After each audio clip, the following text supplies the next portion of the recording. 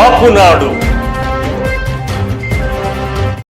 కాపునాడు స్ఫూర్తి ప్రదాత స్వర్గీయ మిరియాల వెంకట్రావు గారిని వాడవాడలా స్మరించుకుందాం.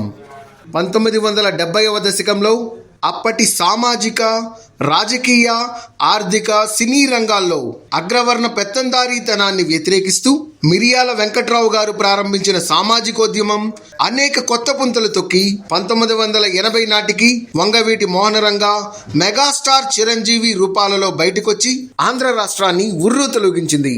కాపు, ఎస్సీ, ఎస్టీ, వెనుకబడిన తరగతులు, మైనార్టీలు సంఘటితమవ్వాలని, దానికి ప్రజానాడు వేదిక ద్వారా రాజ్యాధికారం సాధించాలనే ఆ ప్రయత్నం తర్వాతి కాలంలో ప్రజారాజ్యం పార్టీ, నేడు జనసేన రూపాల్లో ఈ సామాజిక వర్గాల అభ్యున్నతికి కృషి చేస్తున్నాయి.